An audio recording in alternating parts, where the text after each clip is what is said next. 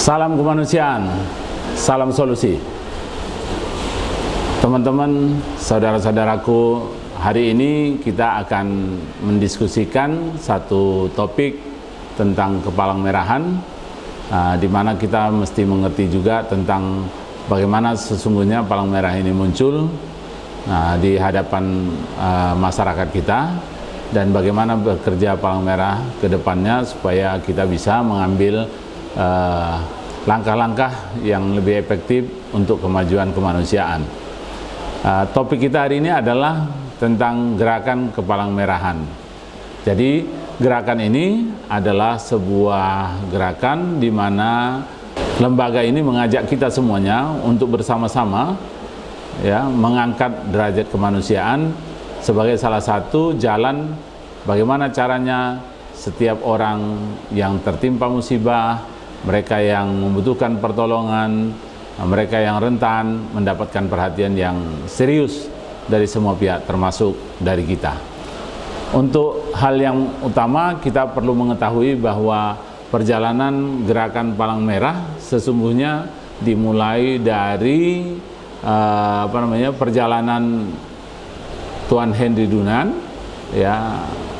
yang ingin berniaga menemui Napoleon Bonaparte III. Pada saat itu Tuan Henry Dunant mendapatkan beberapa tantangan di dalam perjalanannya, yaitu adanya peperangan di tengah perjalanan, di mana tepatnya pada waktu itu adalah di kota Solferino, Solferino pada tanggal 24 Juni di Italia terjadi pertempuran antara tentara Prancis bersama Sardinia melawan Austria.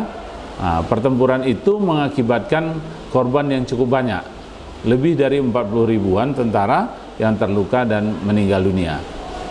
Tuan Henry Dunant menyaksikan langsung keadaan ini dan berinisiatif mengajak masyarakat di lingkungan itu, karena begitu banyaknya orang yang terluka sehingga tidak mungkin bisa ditolong oleh beberapa rombongan Tuan Henry Dunant. Akhirnya beliau mengajak masyarakat lingkungan dan alhamdulillah mendapatkan sambutan yang sangat luar biasa. Tentu ini menjadi hal catatan penting bagi kita bahwa rasa empati, rasa kemanusiaan itu muncul ketika kita mendapatkan orang-orang yang membutuhkan pertolongan ini. Selanjutnya kita perlu juga memahami bahwa berdasarkan catatan sejarah bahwa Tuan Henry Dunant ini setelah peristiwa Solferino ini mendapatkan inspirasi untuk mengeluarkan beberapa gagasan. Kalau kita bisa pahami dari catatan beliau adalah An Solferino, de Solferino, itu mencatat ada dua gagasan besar yang diajukan oleh Tuan Henry Dunant, yaitu pertama membentuk organisasi sukarelawan di mana masa damai dan setiap negara untuk mengurusi korban yang jatuh pada masa perang itu disiapkan lembaganya, organisasinya yang kita sebut sebagai Palang Merah atau Bulan Sabit Merah atau Kristal Merah saat ini.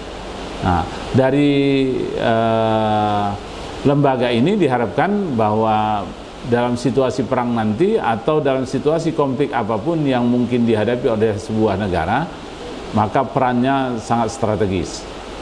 Yang kedua adalah membuat perjanjian internasional di mana nama negara kemudian para negara-negara ini setuju untuk melindungi para kelompok sukarelawan untuk melakukan pertolongan pertama, melindungi korban perang atau korban yang terluka dalam masa perang. Saat ini dikenal dengan hukum humaniter.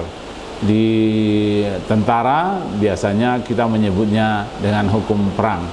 Di Palang Merah kita selalu menyebutnya dengan hukum perikemanusiaan internasional. Tapi di dunia akademik kita sering mendengar nama ini dengan sebutan hukum humaniter internasional. Selanjutnya, kalau kita tilik dari buku An Solferino de Solferino, menggugah para tokoh-tokoh di Jenewa, terutama Tuan Jenderal G.H. Dopur, kemudian membentuk Komite 5. Ya. Nah, hal itu terjadi di tanggal 17 Februari 1863. Ya. Kemudian kita mendengar namanya dengan sebutan Komite Internasional untuk bantuan terhadap orang luka dan sakit. Ya. Kemudian pada 1876 menjadi namanya International Committee of the Red Cross yang kita kenal dengan singkatan ICRC. Nah, dari sini kemudian kita akan menemukan catatan baru bahwa mulai 1863 muncullah perhimpunan-perhimpunan nasional di beberapa negara, termasuk di Spanyol, ya, kemudian di Jerman, ya, pada tahun 1863, kemudian di Italia tahun berikutnya 1864, juga di Prancis 1864, kemudian baru melanjut di Rusia tahun 1867, kemudian di Turki juga pada 1868, serta di Inggris pada 1870.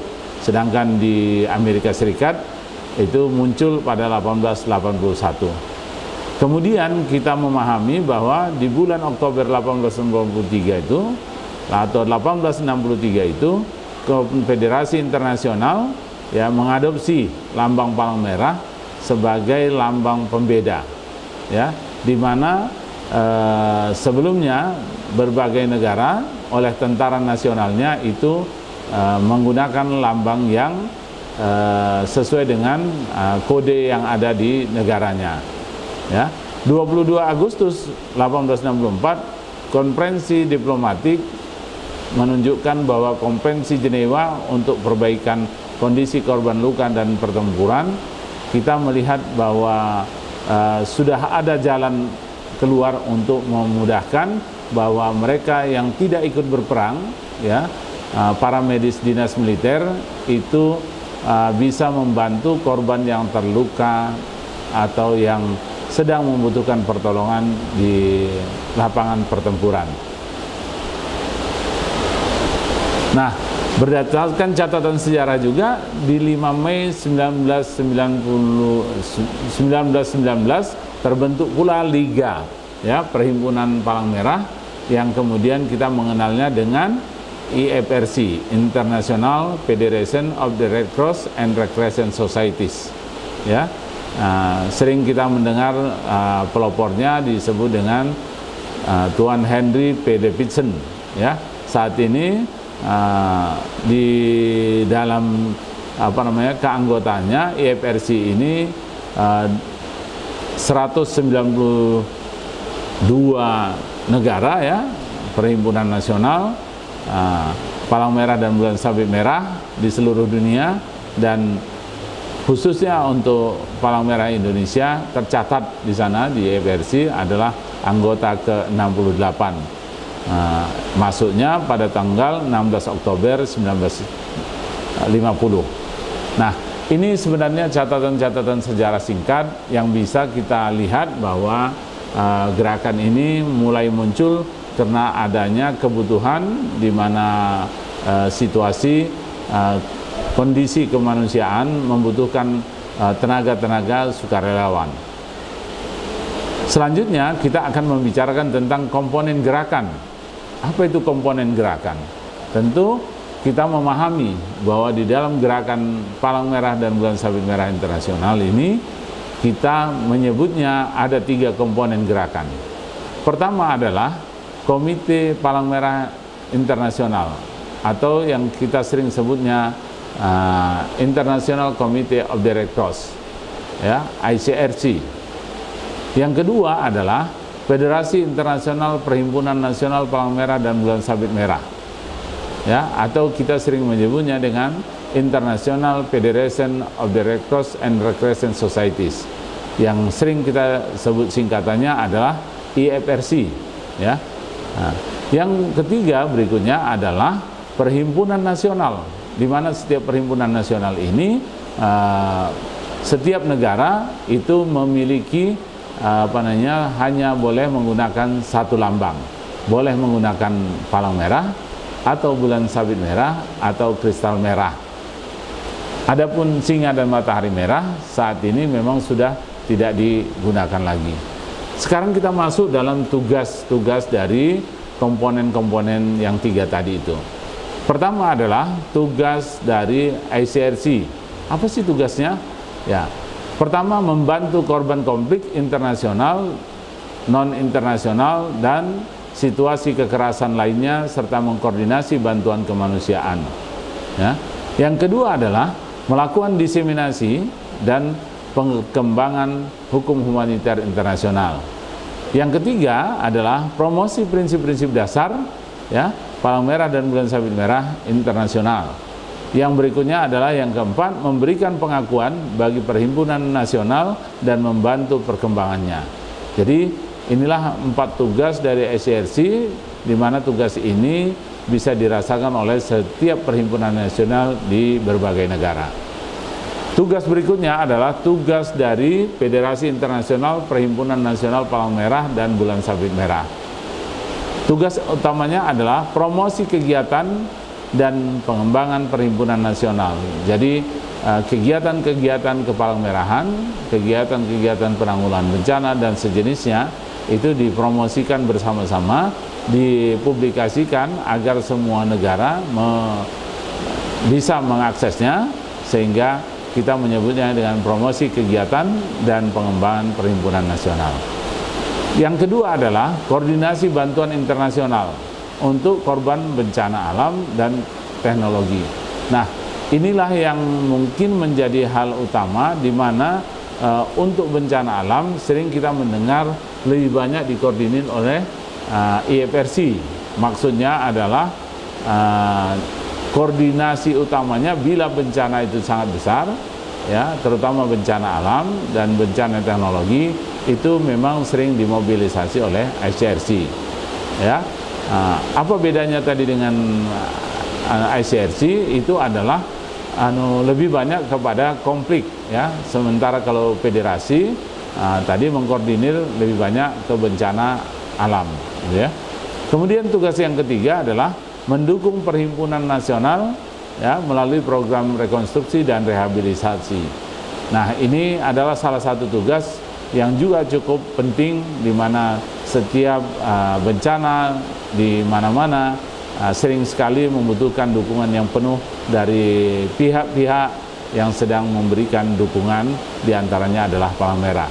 Berikutnya adalah tugas yang keempat, melaksanakan kegiatan untuk kepentingan pengungsi, ya, yang sudah tinggal di negara damai. Jadi terkadang dalam situasi tertentu ada pengungsi yang berasal dari beberapa negara ke negara yang sedang damai, tidak berkonflik, dan itu juga biasanya dikoordinasikan lewat federasi ke perhimpunan nasional setempat.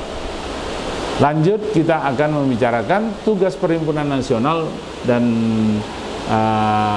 dari palang merah atau bulan sabit merah atau kristal merah, ya, di sebuah negara, khususnya di bidang kemanusiaan. Nah, ini adalah untuk membantu korban bencana alam dengan atau tanpa perhimpunan nasional lainnya atau dengan federasi. Jadi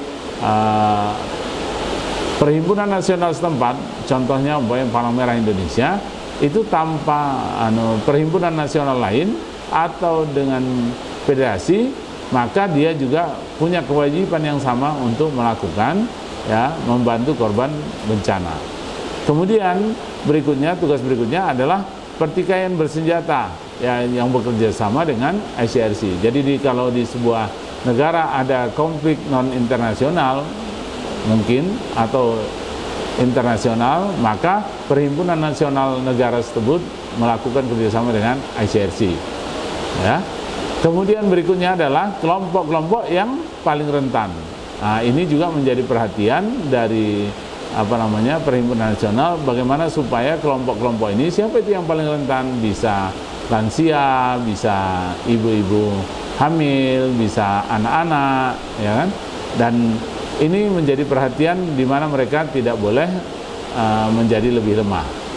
Promosi prinsip-prinsip dasar itu juga menjadi bagian yang tidak kalah pentingnya, bahwa setiap perhimpunan nasional harus melakukan promosi secara luas. Yang diharapkan di dalamnya adalah kalau orang memahami tentang tugas dan fungsi dari perhimpunan nasional sebuah negara, maka bisa dipastikan bahwa dukungan dan kerjasama oleh pihak-pihak lain termasuk masyarakat luas itu menjadi lebih baik. Selanjutnya adalah diseminasi dan perkembangan hukum humaniter internasional. Jadi semakin luas disebarluaskan tentang apa itu Palang Merah, apa itu prinsip dasar, apa kegiatan-kegiatan kemanusiaan yang dilakukan oleh perhimpunan-perhimpunan nasional, itu menjadi penting bagi masyarakat memastikan trust, kepercayaan mereka terhadap gerakan ini. Nah, ada hal lain yang mungkin perlu kami ingatkan, bahwa kerjasama antara komponen gerakan itu kita landaskan kepada persetujuan Sepile yang kita catat pada tahun 1997. Nah, di sana ditemukan beberapa catatan bahwa setiap negara tadi melalui perhimpunan nasionalnya bisa memimpin mengkoordinir komponen gerakan lain yang dari perhimpunan nasional lainnya untuk bekerja di negaranya. Nah, ini dimaksudkan adalah bantuan kemanusiaan itu tidak boleh dilakukan sendiri oleh perhimpunan nasional negara lain di satu negara yang dimana posisinya adalah menjadi bisa meninggalkan trauma bagi perhimpunan nasional setempat. Kemudian ini untuk dimaksudkan menginspirasi dan memotivasi serta membimbing komponen gerakan lain dalam keadaan dalam gerakan, supaya setiap gerakan perhimpunan nasional setempat itu bisa saling belajar, dan mungkin keahlian-keahlian spesifik yang mungkin kita sebut perlu untuk dukungan bagi sebuah perhimpunan nasional itu bisa dilakukan oleh perhimpunan nasional lainnya. Jadi sifatnya secara permanen bisa dilakukan maupun sifatnya sementara. Jadi perjanjian ini membantu bagi kedua perhimpunan nasional negara yang datang maupun negara setempat itu saling berkoordinasi. Berikut yang perlu kita pahami, bahwa di dalam gerakan dan negara, bahwa perhimpunan nasional bisa mewakili negara menjadi utusan di dalam konferensi internasional isu-isu kemanusiaan. Jadi biasanya konferensi internasional tentang gerakan Palang Merah dan Bulan Sabit Merah ini selalu dihadiri oleh ICRC, IFRC, Perhimpunan Nasional, dan perwakilan negara-negara, baik kepala negara maupun diwakilkan oleh Menteri Luar Negerinya. Hal ini sesuai dengan Konvensi Jenewa yang sudah ditandatangani oleh negara itu. Saya kira pemahaman kita tentang apa itu gerakan sudah kita utarakan. Mudah-mudahan ini membantu bagi kita semuanya memahami apa itu Palang Merah, apa itu Bulan Sabit Merah, apa itu Kristal Merah, apa itu Singa dan Matahari Merah. Mudah-mudahan menjadi bagian yang penting dan kita bisa membantu mempromosikan, menyebarluaskan bagaimana orang memahami bahwa lambang ini, bahwa gerakan ini bekerja untuk kemanusiaan, tidak terafiliasi dengan partai politik maupun agama, ras, dan sebagainya. Mudah-mudahan hal ini membantu kepada kita. Salam kemanusiaan.